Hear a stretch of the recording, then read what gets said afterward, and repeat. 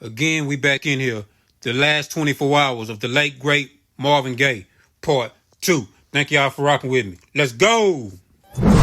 Yeah, I remember as a youngster, you standing on the block out there playing hopscotch, making a lollipop. I wanted to come and talk, but I was shy back then. Baddest girl in the school, thought I had no man. Closest to friends, used to pick and laugh at me, used to call me silly names, cause I was soulful and jagged. Exactly how I thought it would be. Years later, I'm in the Bahamas, sipping, lifting. What's going on, man? Welcome to part 2, part deuce of the last 24 hours of singer, superstar, R&B legend Marvin Gaye. Make sure y'all hit them likes. Make sure y'all hit that bell notification. Make sure y'all hit the comments. Let me know what y'all think about Marvin Gaye. A lot of y'all might be young. Some of y'all might be old. Whatever it is, let me know how y'all feel about what so far, what y'all heard about what's going on Marvin Gaye. A lot of us knew, but some of us didn't. So, hey, we all up in here, man. We're going to get into it. This is part 2, the last 24 hours of superstar Marvin Gaye.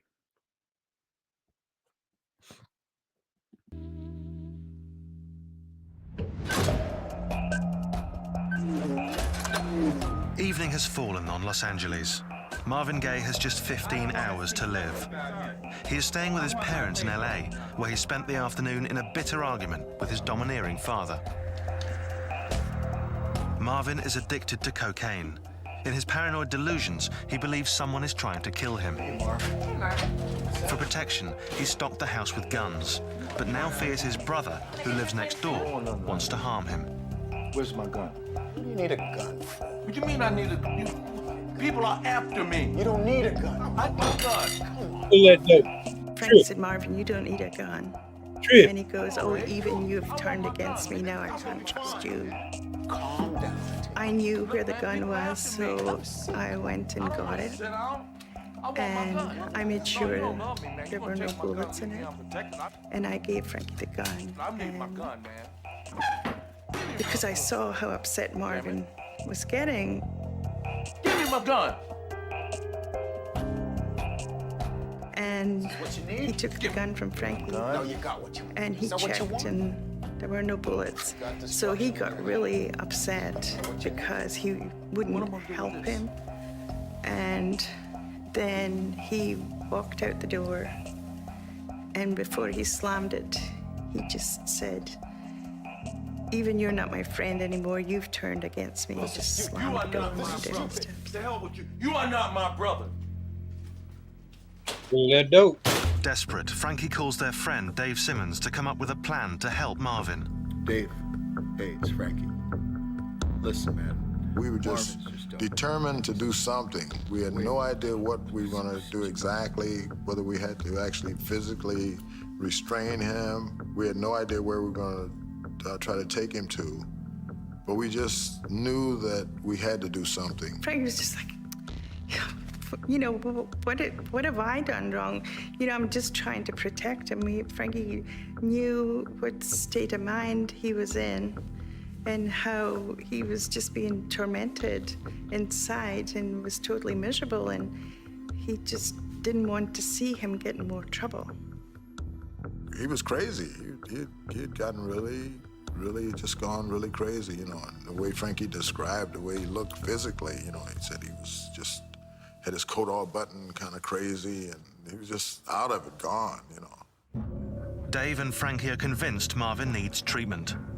Marvin had told my mother he was going to go to a hospital and dry himself out. And she was holding him to that promise. And he was gearing up towards it too. So he never went, but he was going to. In reality, Marvin's cocaine abuse is getting worse. In the last few years, he'd started freebasing. The drug was killing him slowly. It was crazy because it destroyed him basically, because, you know, most of the membranes in his nose were gone. It had burned out. And,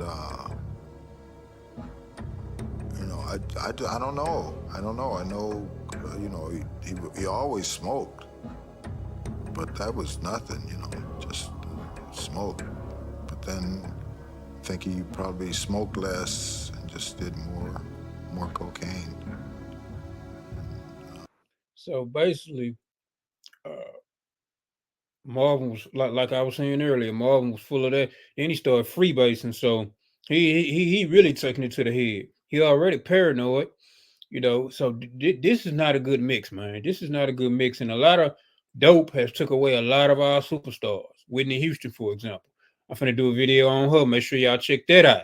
Same situation, dope. We're gonna get right back into it. Just got to the point where he just took over everything, and he was just not himself at all.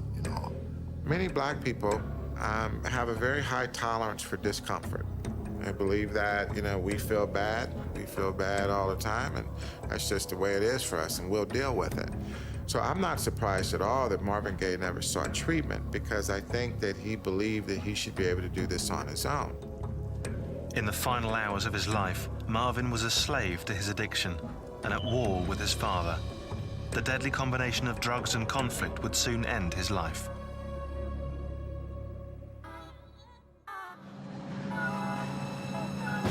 "14 years earlier, the Vietnam War was at its height, and Marvin Gaye was about to hit his peak.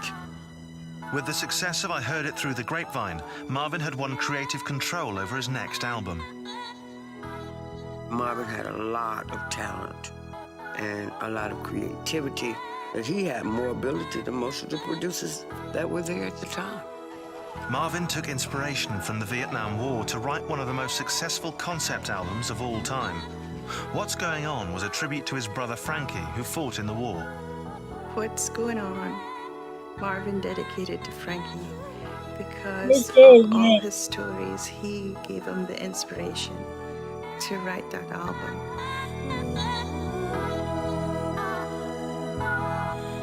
It was a masterpiece. With What's Going On, Marvin resurrected deeply held spiritual beliefs. He was delivering a message about poverty, racism, and war. Marvin was the type of man who carried the world on his shoulders. Everything affected him. He felt he wanted to do something about it, and the only way he could do anything about it, he thought, was through music.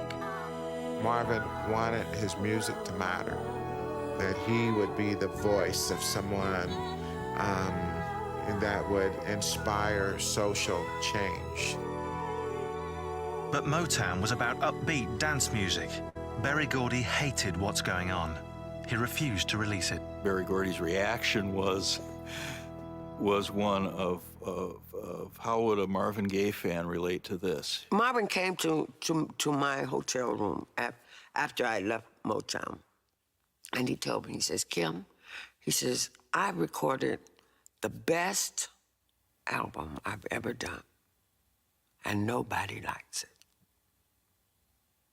Wow. Not my wife, not Berry Gordy. Nobody likes it. Wow. And I said, "Marvin, I still put it out. do you like it?" That's all that matters. He says, "It's the best thing I've ever done." We'll put it out. Marvin swore he'd never record another song unless Motown released What's Going On. They did in 1971. It was an immediate sensation. 500,000 copies sold in the first day.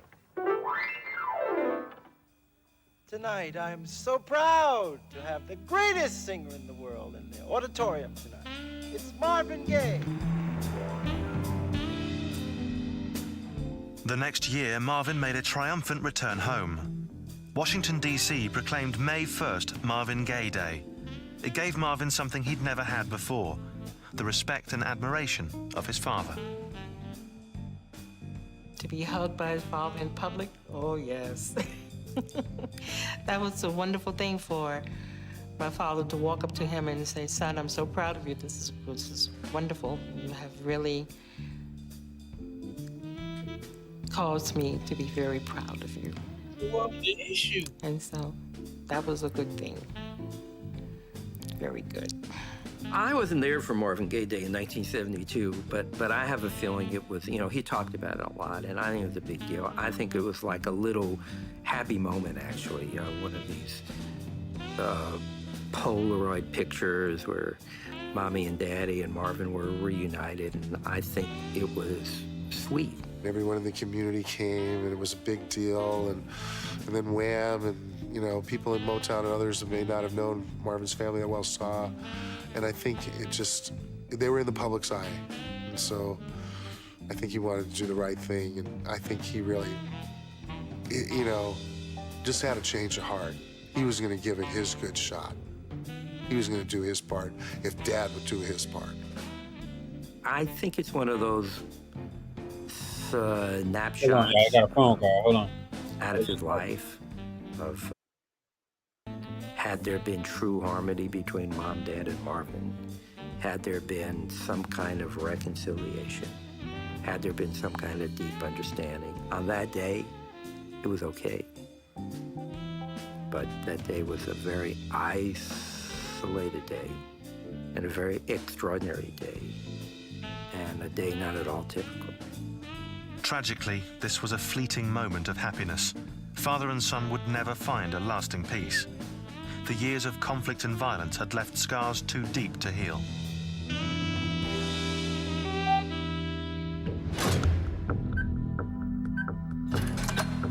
It's early morning in LA.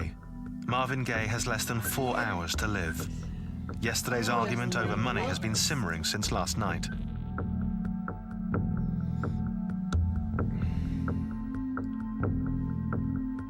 Good morning, Mother Gay. Good morning. Marvin's sister-in-law brings breakfast for his mother. She tells her to give it to Marvin. Even this small act of favoritism is seen as an insult by Marvin's father. There you go. You could just tell. You could tell when Father's mom, just by the glare down the hallway. He was upset that Mother didn't say, give Father the breakfast instead of give Marvin the breakfast. Because I believe Father built up a jealousy over Marvin and Mother's relationship because she paid so much attention to Marvin. Marvin was her baby, and you know, if there's any choice between the two, it would always be Marvin. And you know, he loved her so much, and if there was any animosity or jealousy, it would have been on the father's part. Hold on. Shout out to Mother Gay. I don't really know if she's still living or she's passed on. Whatever it is, man, because my mama has passed on. And there's no woman like my mom, so I understand it. There isn't a woman on this earth that's like my mother. So I do understand it. So shout out to her, man. Need more like her. Because I don't think Marvin felt that, you know, she favored the father over him at any time. As she sets down the breakfast, Marvin's sister-in-law notices he's in a bad way. Marvin didn't look well. He looked absolutely wiped out. He looked like he hadn't slept for days. He just looked tired. It was almost like he just wanted to give up. Okay, well, make sure you have some later, okay? It'll make you feel better. In fact, over the last few weeks, those who knew him well believed Marvin was contemplating suicide. He had a desire not to live. And so when I think of it in terms of the uses of drugs and everything, he was basically trying to take himself out. But he was a very strong individual. As he wakes, Marvin is in pain physically and mentally. He's exhausted, his body wrecked by years of drug abuse. He was a man looking for a way out. Let me just say this real quick, man. If anybody out there that got a drug addiction, man, on some real stuff, go get y'all some help, man. Go seek help. And I'm just telling this coming straight from the heart, man. Go get help, man. Because I done seen drugs take solid dudes and solid women down to a shell of themselves, man. So if y'all looking at this and y'all hearing this, even if you don't subscribe, hey, go get you some help if you got a drug issue. If you know somebody who has a drug issue, try to help them, man. Real talk. We leave some 2 minutes.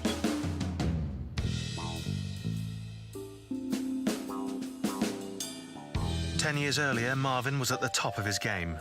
What's Going On had secured his place among the greats of soul music. With his career on track, he tried to make a fresh start with his family. He moved to Hollywood and bought his parents a house in LA. But his success failed to bring the Gaye family closer together.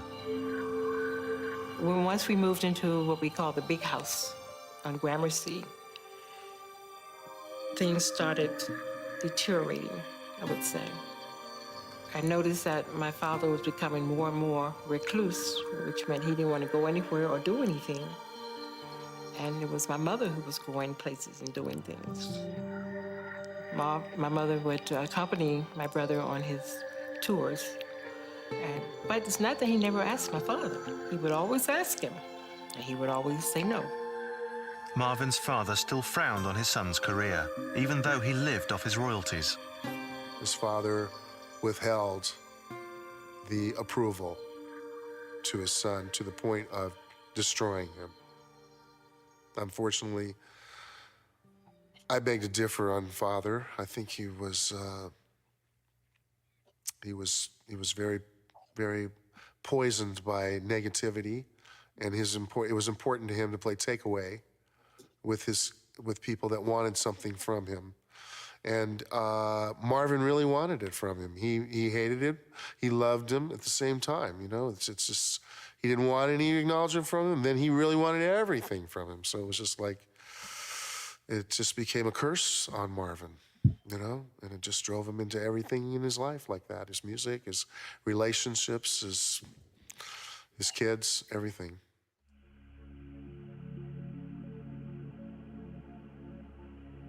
Marvin pulled away from his father again and immersed himself in the LA music scene. LA in the 1970s had this kind of coke plague, you know, where everybody was tooting and rooting and going crazy with cocaine, and particularly in the music world. It wasn't long before Marvin was addicted to cocaine. I saw it increase. First, it was just a little bit here and there. If there were parties or this and that, it became just off the hook. Eating it, you know, smoking it, you know, any kind of way you can take it. It made him real nervous and uptight and paranoid. All the symptoms of that type of a drug, you know. Marvin's marriage to Anna Gordy fell apart, and he hooked up with 16-year-old Janice Hunter. She was this absolutely gorgeous teenager. They met while Marvin was recording Let's Get It On, his tribute to sexual freedom. Marvin messing with them youngsters, man. But I hope y'all enjoy this, but like that's a lot of stuff that I did know about Marvin. That's why I like watching these videos, and I'm watching it with y'all so we can kind of get a reaction together. If a lot of y'all knew this already, let me know in the comments, man. So some of the stuff I knew, but some of the stuff I didn't know. She became his second wife, and Marvin set about creating his ideal woman.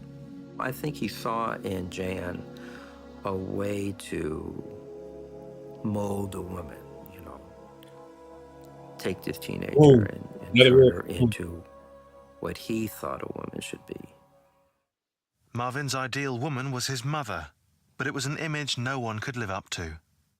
I believe that he held her up as a standard by which he gauged the morality, the ability to commit, the perseverance, the charm, the grace that his mom had. And then he, in turn, created a self-fulfilling prophecy that, you know, nobody's going to be able to do it for me. As Janice failed to meet his expectations, their relationship blew apart. Infidelities led to jealousy and quickly turned to rage. Well, I had to go underground with my sister for a week or two because he was threatening to kill her. Until he called one day and said, all right, it's over. I want to see my girl. And she went back to him, and, you know, then they went on another vacation. Marvin had this ability to shoot himself in the foot. Marvin had this ability, or this uncanny psychological mechanism which would undermine happiness. And he would figure out a way to complicate his life. He loved drama. He loved emotional drama. He went for pain. He found ways to hurt himself over and over and over again. It's very common that addicts and alcoholics will sabotage their own success because it's a lot easier to kind of stay in the addiction and get applause for doing 50%. Whereas if you're supposed to have it together, the expectation is that you're going to do 100%. Right. With a constant supply of cocaine, Marvin was becoming the violent, controlling man who had tormented him as a child, his father.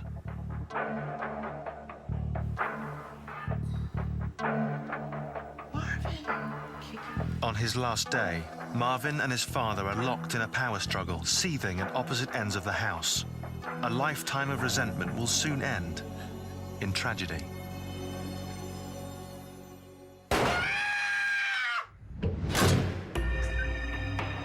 Wow. It's late morning. Marvin Gaye has just 2 hours to live.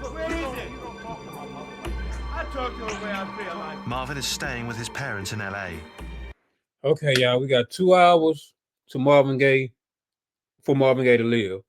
If y'all been this far, make sure y'all subscribe, hit that bell notification, and get these likes up, man. I appreciate all the love that y'all been showing me. God bless you, God bless your family, and God bless this generation. Because right now we need it. Hey, we need prayer right now. But Addicted to cocaine, he's suffering paranoid delusions. He thinks someone wants to kill him. His father is fed up with his son's madness and drug use. When he can't find some important business papers, his anger explodes. Mother! When he storms into Marvin's room, another bitter quarrel erupts. Mother, where are those papers? Marvin, his whole life, was told what to do, not just by his father, but by Motown and everybody else. And when he came back home, things from the past just sort of built up. For the first time in his life, Marvin strikes his father. And I'm sure Marvin may have pushed him. oh, loaf on it. And when he fell, Marvin kicked him for what my mother said. And then he got up and went to his room. Oh, God, Marvin. Marvin's father leaves the room humiliated, all respect for his authority gone. A lot of young men, they grow up in homes where they're under the thumb of an oppressive, critical parent who had convinced them all their lives that they weren't good enough. And so part of their growing up and coming into their own and being successful is an opportunity for them to say to the parent, screw you, I got the power now. See? I knew in my heart that if my brother or any of us struck my father, that he would do something terrible. Because my father had always told us that he would if we ever did.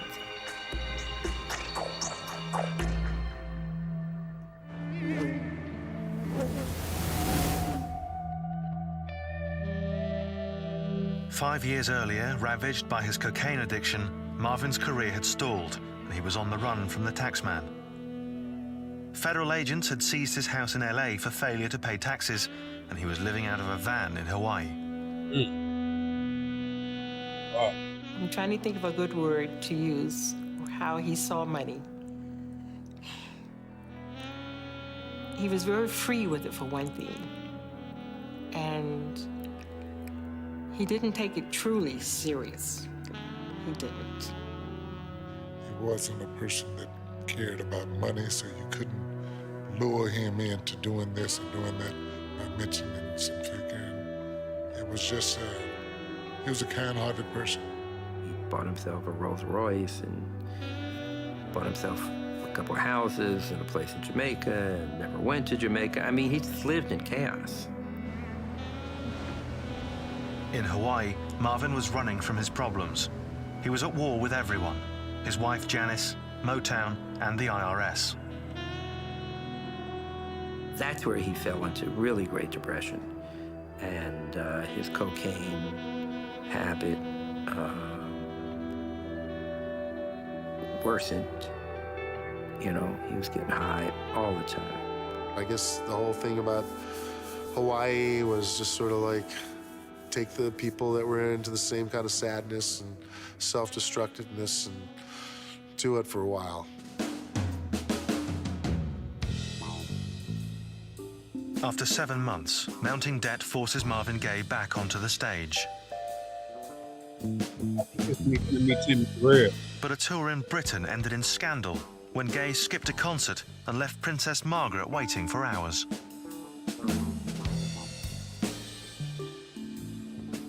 Once again, Marvin went into hiding, this time in Belgium.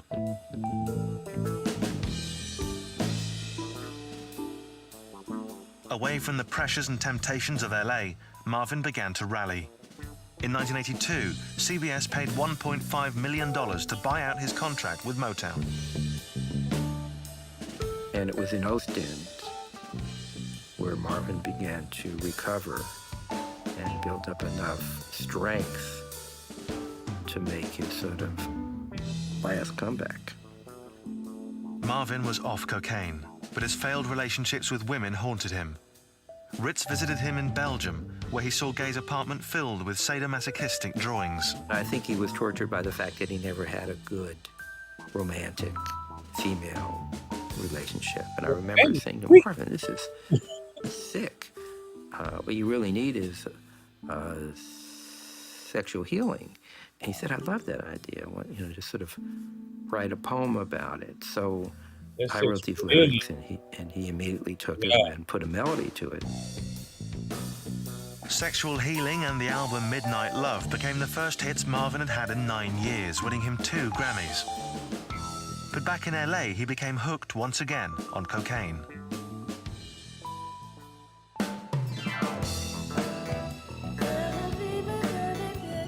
On his final concert tour, Marvin's addiction spiraled out of control.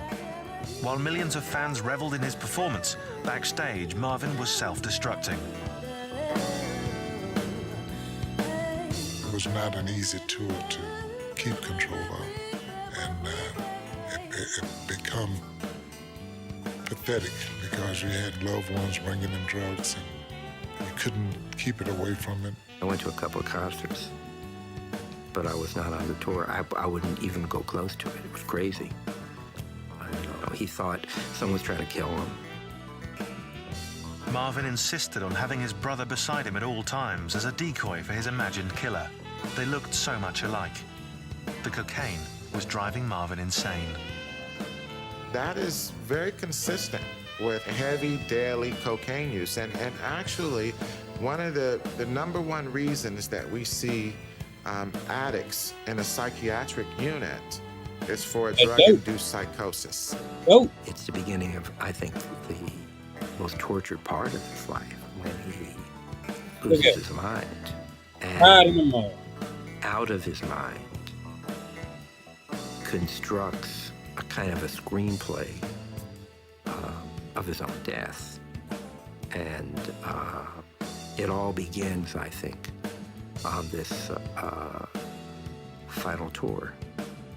As the tour ground on, Marvin began stripping down to his underwear while singing Sexual Healing. And to me, it was very sad because it showed that he wasn't feeling the love that people were offering him. And he was feeling like an object. Ultimately, he didn't understand that he was deeply loved by his fans, deeply loved for who he was, this complicated character. After the tour, a broken Marvin Gaye retreated to his parents' house. It was a fatal mistake. He returned to the source of his psychological dilemma. And by now it's worse. It's exacerbated by his drug use, by his dad's alcoholism. There's no clarity. 1 hour. Marvin Gaye has less than 1 hour. Okay, we got 1 hour left to Marvin Gaye gets murdered by his father. Hey, if y'all ain't hit that bell notification yet, what you waiting for? Hit that bell notification, man. Get them likes up. Y'all already know how we're doing. Again, appreciate our love. Appreciate all of the followers. Appreciate everybody who DM me. Hey, it's all love. I appreciate y'all. I'm going to keep these reaction videos coming and coming. Hey, let's get back into it. To live. In a violent argument, Marvin has just struck his father for the first time in his life. Some believe he knew exactly what the consequence would be. Kicking your father. Son, Marvin. I told him if you keep bothering your father, he means it when he says, I brought you in this world, and if you ever hit me, I'll take you out.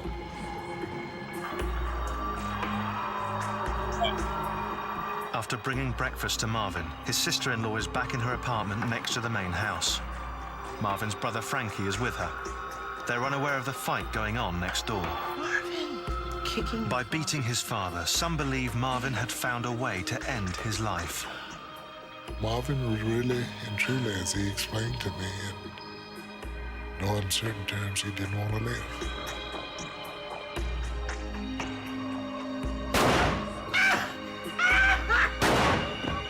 Without explanation, he just shot him. I heard the pops of the gun. Frankie, I just heard a gunshot. What shot? I didn't hear a thing. No, I heard 2 gunshots like 2 seconds ago. Are you sure? And he said, sure oh no, you that didn't was hear just a car on the freeway. It must have been. And I said, Frankie, it sounded like a gun to me. And he said, no, we live right next to the freeway, you know.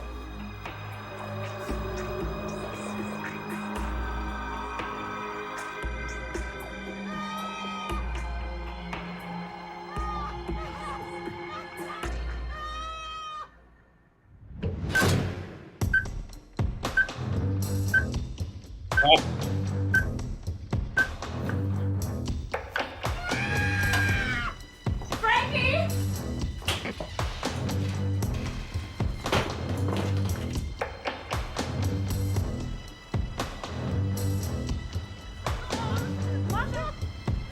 She collapsed in my arms, and I'm asking her, what's wrong? What's wrong? And all that I could hear was shot. And I'm like, you're shot? And she said, no, father shot Marvin. Marvin Gaye has been shot twice, once in the shoulder, once in the chest. One of the bullets has damaged several vital organs, and he's losing blood fast. Marvin's brother Frankie rushes into the house, but he's cautious, scared that his father may attack again.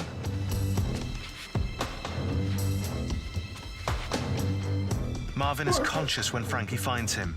He yells to Irene to call 911 and then waits with his brother for the paramedics to arrive. Wow. His father is still armed and in the house. He was conscious when Frankie was holding him. But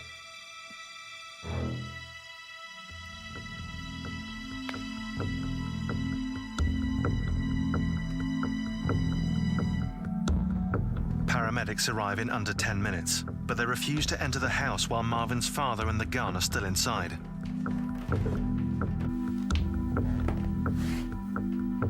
Father?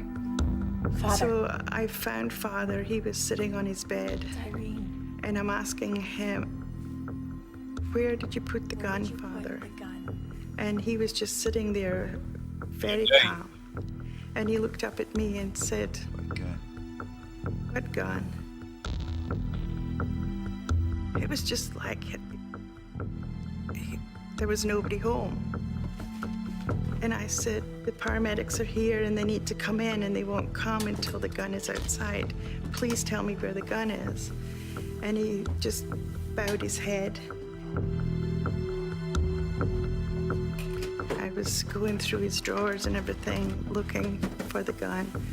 And I flipped his pillow, and it was under his pillow.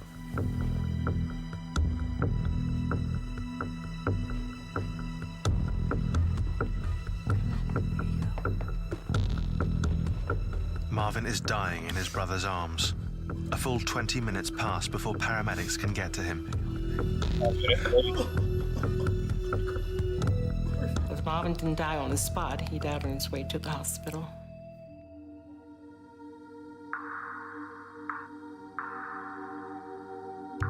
I remember the one at the end of the stretcher asking me, did I know his name?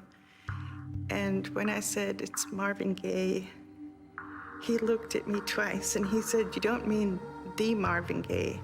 And I said, yes, and he just started to cry.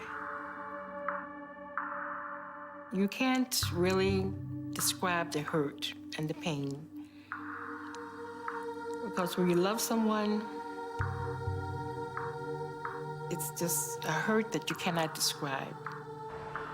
I remember coming out of a baseball game on that day, on April 1st, April Fool's Day, and hearing on the radio Marvin Gaye's, father has shot and killed Marvin. And I thought to myself, that's how he's going to do it. Oh my God. That's so Marvin. That's so perversely brilliant. The official time of death is 1:01 p.m., April 1st, 1984. The next day, Marvin Gaye would have turned 45. Marvin Gaye Sr. pleaded guilty to voluntary manslaughter and received a 5-year suspended sentence. His son remains one of the most influential musicians of his time.